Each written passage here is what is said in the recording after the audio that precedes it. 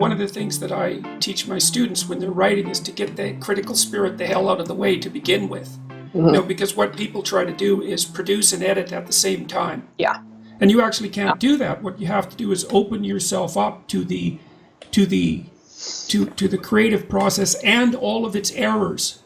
Because when you first start, it's going to be very much error-ridden, but you have to allow yourself to manifest that error-ridden spark of creativity to begin with and keep the criticism at bay. And also the ego element, I think, is extremely interesting because to the degree that you're trying to bend your artistic production to the proximal demands of your ego, then you pollute it, you propagandize it, and you reduce it, I would say, to something like an idol, because then it's to serve some other master rather than whatever it is that is supposed to be in some sense flowing through you. Totally agree. And that serve the other master, that's a good way to put it. I mean, the thing with Sita Sings the Blues is it was like such a profoundly weird experience making that film. And it was so much like the channeling, and it was so much just getting out of my own way, that I did want to share that. I mean, because people would ask me these questions, oh, how did you make that? And it's like, I don't really know. Yeah, well, you just said something I think that's quite profound. You said you got out of your own way. Yeah. And one of the things that I've been struck by with regards to both the prophetic tradition in the Old Testament and also the Passion story in the New Testament is that there's a tremendous emphasis in those stories on getting out of your own way. Because the idea is supposed to be, and this is part of the idea of the dying and resurrecting hero, of course, is that you're supposed to let everything in you that gets in your way burn away and die, so that whatever can flow through you that has true value and that's oriented towards the highest good, let's say, which I think is what you're doing when you're establishing a relationship with your muse, is that there isn't anything that's part of the ego or part of the critical capacity that's inappropriate, or part of, let's say, worldly concerns that's interfering with your ability to reach beyond yourself. And that's a holy calling, I would say. Maybe it's the primary holy calling. I certainly think it is. It seems to me to be the case. And I do think in some sense that's what artists act out when they're really being artists, because they're establishing a relationship with the source of inspiration, whatever that is. And it's not like we understand that. We don't understand that. It's something that's very, very deep.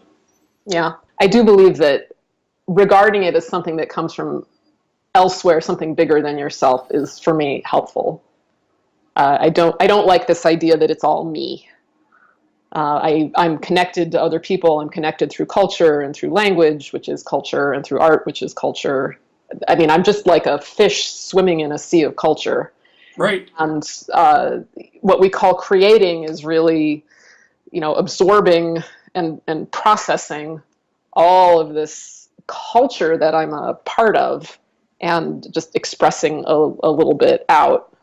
I'm very dubious of the idea of originality, for example. I wrote an essay about that, called The Cult of Originality. I think that's delusional. Yeah, well, maybe the cult part of the originality idea is that it's tied up with ego.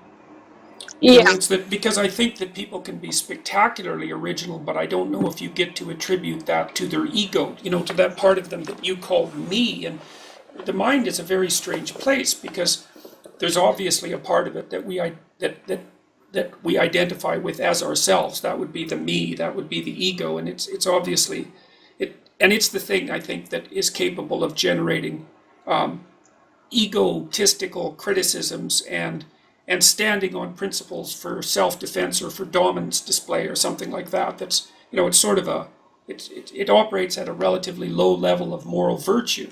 But then there's parts of us that are obviously far beyond ourselves, and that's the part, for example, that generates dreams and visions and perhaps even ideas. Because, well, one of the things I really liked about reading Carl Jung, one of the things he made me really conscious of, was the fact that, and Nietzsche, of course, talked about this in the same way to some degree, is that it's not so much that you have ideas.